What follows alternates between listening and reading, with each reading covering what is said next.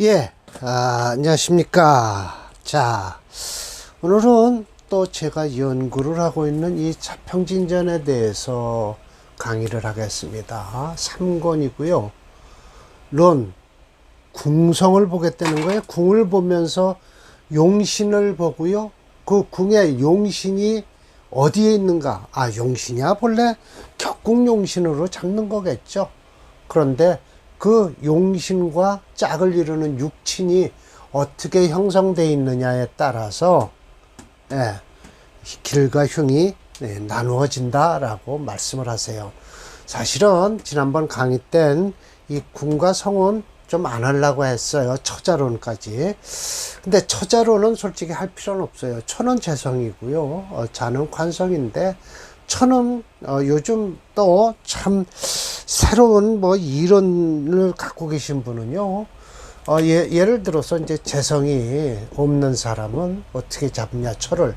물론 저도 재성이 월지에 포함되어 있어요. 계수일주가 딴 데 화가 하나도 없어요. 그리고 미월에 태어나서 이 정화가 이 속에 들었다는 거죠. 여기로 다 들어있어요.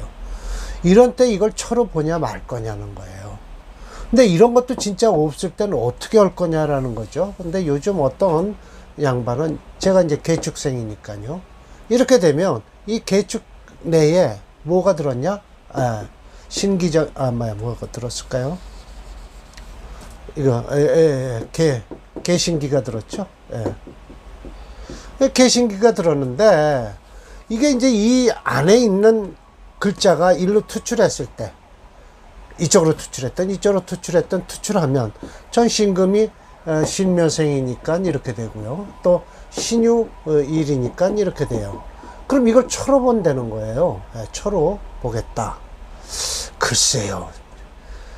무제사주라고 하는 게 낫지 않을까요? 그런데 사실은 무제사주라고 해서 장가를 못 가는 사람이 있는가 하면 재성이 많은데도 또 장가 못 가는 사람이 있어요. 그러니까 그걸 어떻게 할 것이냐. 참 답답한 일이죠. 그래서 요즘은 저는 무제사주가 오면 결혼하셨냐라고 물어보고 했으면 의연치 않게 또 슬쩍 한번 무관사주하고 짝이 되지 않을까 하고 해서 여자분 사주를 보죠. 사실은 제 부인 와이프도 역시 관이 없어요. 그래서 어떤 분의 저의 첫 번째 제가 아주 아마추어 때 잠깐 어떤 선생 밑에서 지금도 이름이 있으신 선생님이에요. 그분이 백민 선생님이라고 하신 분이 제가 강남에서 학교 가기 전에요. 정식으로 공부하기 전에 잠깐 그분 학원에서 몇 달 배웠는데 그분한테 배운 거 월사금 내에서 배운 거는 하나 유일한 거 제가 무제사주거든요. 그런데 그렇게 말씀을 하셔요. 무관사주와 인연이 있다. 그게 말이 맞을 것 같아요. 그래서 그런지 저희 부인이 관이 없어요. 그렇게 됐죠. 그러니까 돈을 내면 뭐든지 한 가지는 건진다니까요. 저는 그거 하나 건졌어요. 백민 선생 밑에서. 그 백민 선생은 우선 이렇게 강의를 하시죠. 억부론, 그리고 조후론, 그 다음에 이 격국론을 맨 나중에 보세요. 억부론, 조후론, 격국론을 보시죠. 그 격국은 아주 디테일하게 보질 않고 그냥 직업이 무엇일까라고 그냥 대강 보세요. 근데 저는 지금 이 격국론 자평진전은 솔직히 아주 들고 파는 거예요. 제가 한번 파서 이 격국이 진짜 격국 이론이 맞는가 틀리는가를 확인하기 위해서 저는 공부를 하고 있습니다. 자, 각설하고 오늘은 시간 한 20분까지 할게요. 지금 딱 3시니까 한 3시 20분까지만 강의를 할게요. 시간 봐서. 자, 요거는 할게요. 그리고 처자로는 안 하겠습니다. 왜? 구태여 남자가 처와 자식까지 기대를 하면서 할 필요는 없고, 또 여자 같으면 자식에 대한 기대는 있겠죠. 그런데 또 이 격국론에선 여자 자식에 대해서는 얘기를 안 해요. 남자 자식만 건드린다는 거죠. 남자만 건드리니까 재성과 관성이에요. 그럼 재성과 관성을 건드리다 보니까 처는 뭐라고 해요? 재라고 하고요. 자는 녹이라고 합니다. 그래서 처제자록. 이게 참 자식이 관이잖아요. 녹이죠. 처는 재성이고요. 그러고 보면은 남자를 근거로 했을 때 옛날서부터 옛날 노인네들이 그랬어요. 남자는 장가가야 돈을 번다. 이렇게 얘기를 한 것이 이게 아마 맞는 것 같아요. 근데 자록은 모르겠습니다만은 여튼 관을 자식으로 보죠. 남자는. 자, 팔자에는 요 정입니다. 정의에 하고 1번, 2번, 3번인가까지 있어요. 자, 팔자에는 육친이 있다. 그런데 배한다. 어디에 짝으르냐? 팔자 역시 존엄명, 명이 있지 않겠는가 이거예요. 그래서 그 이유, 원인은 궁분, 궁이란 연월일시잖아요. 그래서 그걸 짝을 이루게 만드는 것이니, 즉, 연월일시가 그렇다. 위로부터 아래까지 내려가는 것이니 연월일시가 돼서요. 조부, 처자 또 역시 위서부터 아래로 내려가는 것이다 라는 거예요. 또 그리고 지지, 이지, 상배 그 지지에서 짝을 이루는 게 좋다라는 거예요. 천간을 보지 않아요. 보지 않는 게 아니라 이제 천간을 투출했는가 안 했는가. 왜? 궁이니까 지지를 먼저 보겠죠. 나아가서 그 마땅함을 얻으면은 그래서 그 자리를 바꿀 수가 없다라는 거예요. 부력, 이건 바꿀 역자입니다. 그래서 부력지지라. 그런 자리는 절대 조상 자리면 조상 자리, 아버지 자리면 아버지 자리. 요즘은 조상 자리를 부모 자리로 보는 사람도 있어요. 그리고 이제 그 월지를 이제 내가 사회 활동하는 자리로 보고요. 처궁은 그냥 지지로, 일지로 보고요. 그런데 또 시지는 자식으로 보지만 오히려 시지가 사실은 그렇습니다. 시지는 일지까지 해서 내가 기껏 다 결혼하고 해서 오히려 시지가 내가 사회생활을 하고 취미생활을 하는 그런 궁이 맞을 거예요. 자식 자리도 되죠. 왜? 내가 낳았으니까. 그럴 거예요. 맞습니다. 그래서 아마 옛날 뜻대로 조상, 연은 조상이요. 월간지는 부모 자리요. 왜? 내가 거기서 태어났으니까요. 무슨 기운을 받고 태어나는지. 또 그리고 일지는 상대방 자리고, 시지는 내가 앞으로 나아가서 사회활동을 할 것이요. 그래서 시지에 용신이 있는 사람은 이 사람 사회활동을 열심히 하겠구나 하고, 자식도 기대해도 좋다 이렇게 얘기를 하잖아요. 자, 두 번째, 그 이유는 용신과 또 짝을 한번 맞춰봐라 이거예요. 그러면서 정의는 엄마가 되고요. 이 심해첨 선생은요, 이제 관도 정확하게 얘기해서 관은 아들이다, 자식이다 이렇게 말씀을 하세요. 임철조 선생 관은 자식이 아니라고 하잖아요. 어떻게 아비를 두드려 패는 자식이 있겠냐라고 하면서 말씀을 하시죠. 그리고 정의는 엄마고요. 내가 태어나는 것이에요. 자출하는 것이라 취기생, 그것을 취해서 내가 태어나는 것이지. 만약 편제는 내가 극제를 해서 받는 것이니 어찌 반대로 자식이 부모가 될 것인고. 그래서 편제자는 곧 왜 그러냐 하면, 편제라는 것은 어머니의 정부예요. 정부죠. 그러니까 어머니의 정부는 나의 아버지 아닙니까? 즉 편제는 아버지가 된다라고 아주 이렇게 말씀을 하세요. 정확한 거예요. 정제는 처가 되는데 받는다. 내가 극제하는 것을 받는 것이다. 정제는. 그래서 부의 처강, 지아비는 뭐예요? 처의 별이가 된다라는 거예요. 깃틀이 된다. 처즉 종부, 처는 지아비를 반드시 따라야 되는데, 만약 관살즉 나를 극하는 것이 되는 것인데 어째서 하위 반대로 자녀가 되는 것인고 라고 하니, 관살자는 뭐냐? 재성이 생하는 것이니, 재성은 뭐냐? 나의 처첩이 되는 거 아니냐? 즉 관살은 자식이 되는 것이 뻔하다라는 거예요.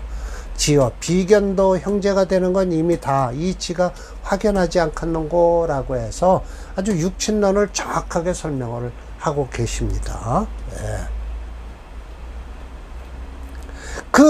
그 사이에서 유무, 역득, 등력, 그 사이에서 힘을 얻느냐 못 얻느냐에 따라서 혹 길도 되고 혹 흉도 된다. 즉 그럼으로써 사주가 존재하는 한 혹 연월에서 혹 일시에서 재관상인이 있다 라면 전부 관계가 된다. 어떤 물건인가에 따라서 모두 관계가 되는 것이니, 그런 연후에 육친과 배지용신, 용신은 격국용신이겠죠. 여기서는요, 용신과 짝을 한번 맞춰봐라 하는 거예요. 국중에서 딱 짝을 짓는데 어떻게 희기가 갈려지는 것이니 참관하라. 뭘 참관해? 그 짝을 이루는 것을 참조하라. 그럼 가히 요연이라 확실하게 드러날 것이다 라는 것이죠.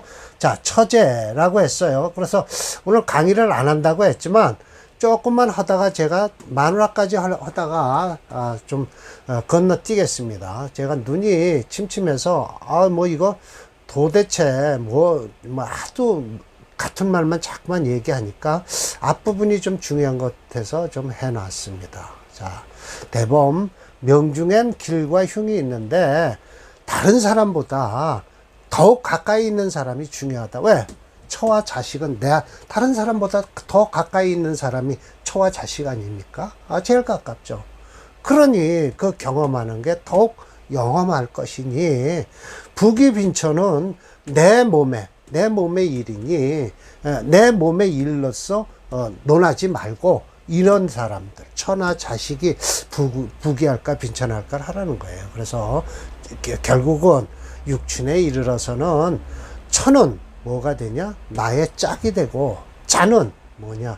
후사가 되니, 역시 어떻게 했냐? 아주 절대적이에요. 나와 내 일에 아주 절대적이다라는 거예요. 그러므로 명을 보는 자는 처제 자록, 이 네 글자가 참 중요합니다. 처는 재로 보고 자식은 록으로 본다는 거예요. 관이죠, 재성과. 그래서 이 사사, 이 네 가지 일의 병론 한꺼번에 논해라 라는 거예요. 예, 그래서 이것으로부터 바깥으로 나가야 된다. 그럼 바깥으로 나가면 곧 이제 부모가 되죠. 예, 이제 부모가 되는데, 오직 부모는 내가 태어나는 곳이죠. 태어나는 것이니 스스로 역시 내가 경험할 것이다. 그래서 소위 재강등력, 이거 보세요. 재강등력이니까 결국은 월주가 힘이 있느냐 없느냐에 따라서 부모 복이 있냐 없냐를 따지는 거예요. 예, 그래서 홍연간에서 용신으로 쓸만한 게, 이게 벌써 격은 정해놓고 연간에 뭔가 그러니까 상신이 중요한 게 있으면 좋다는 뜻이겠죠. 왜? 이건 격국론이니까요. 격국을 벗어나서 얘기하지 않을 거 아닙니까? 그러면 모두 주로 부모가 쌍전, 아주 등력, 둘 다 부모가 좋다라고 하는 거예요. 그러니까 결국은 부모는 격국에서 찾는데 연간에서 격국을 돕는 용신이 있다면 좋을 것이다. 상신이겠죠. 그래서 이거 조정 보세요. 예, 그래서 조상의 조정, 형제도 역시 아니 그렇게 경험하는 게 심하지 않다라는 거예요. 그러니까 쉽다라는 것이죠. 그래서 여기까지 하겠습니다. 그래서 첫째, 그 밑에도 있을까요? 한번 제가 번역을 어디까지 해놨나 볼까요?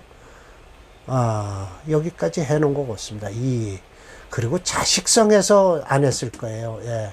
자식성이 아주, 자식을 가지고 막 얘기를 하길래 제가 그만했을 거예요. 한번 봅시다.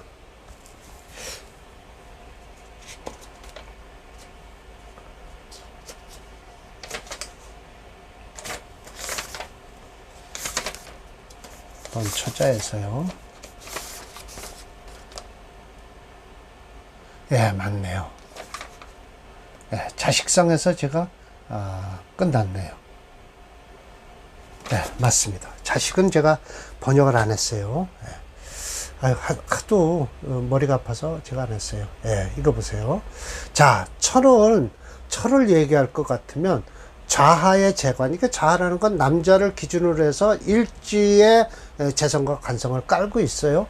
천은 분명히 현기, 현명하고 귀할 것이다. 그러나 역시 좌에 깔고 왔는데 재관이 있으면서 처가 불리한 것은 어떻게 된 것이냐라고 하면은 뭘 만났어요?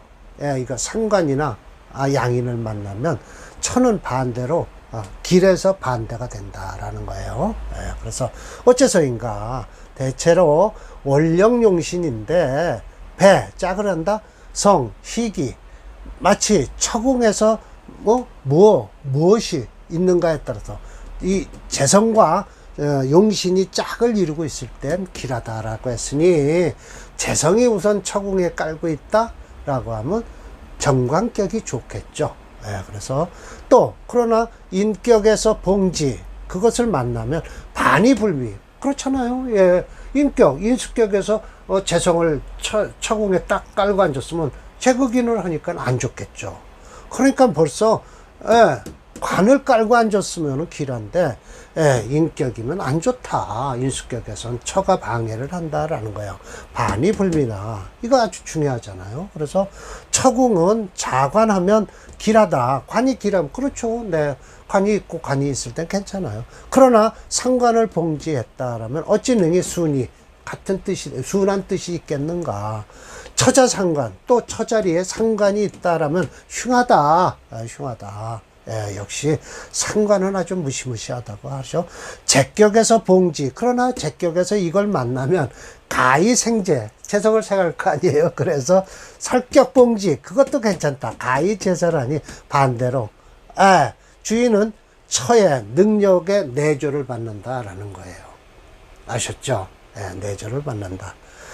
처가 양인을 깔고 앉았으면 흉하다라는 거예요. 양인이면. 예를 들어서 간목일주에 양인을 어떻게 깔고 앉았을까요? 이건 안 되죠. 깔고 있질 않죠. 그냥 양인격이면 모를까요? 여튼 처좌 양인이라고 했으니 처자리에 양인이 있다라고 하면 이렇게 한번 해볼까요? 간목에 이렇게 되네요. 기토가 있고요. 묘 이렇게 되네요. 그러면 이건 흉하다라고 할 수 있네요. 재관, 살상 등격에서는 사주가 이미 이루어진다. 살국으로 이루어졌고 일주가 무기, 아무런 기운이 없다면 전빙 모두 모에 일주가 양인의 일주의 도움을 받으니 즉 천은 반드시 그만큼 예를 들어서 이렇게 되는 거예요. 자, 간목에 기묘인데 이 근처가 무슨 경금에 이렇게 해서 여기도 뭐가 있죠? 이 인목 빼고 병오에 이렇게 해서 막 극설교가가 일어나요. 그러면 할 수 없이 양인을 쓴다라고 했을 때 이 처의 도움을 받는다는 뜻이죠. 즉 처는 반드시 상부 그러니 서로 상자 아니잖아. 이게 도울 상자예요. 상신이라고 할 때 남편을 돕는다. 그 이치는 불가지비하라. 또 그렇다. 그래서 꼭 한 가지로만 꼭 잡지 말아라라는 거예요. 자, 두 번째 봅시다. 만약 처국을 보는데 또 처성을 본다든지 하면 처성이라는 것은 간두의 재성이 딱 나타나요. 그러면 처가 투출했으니까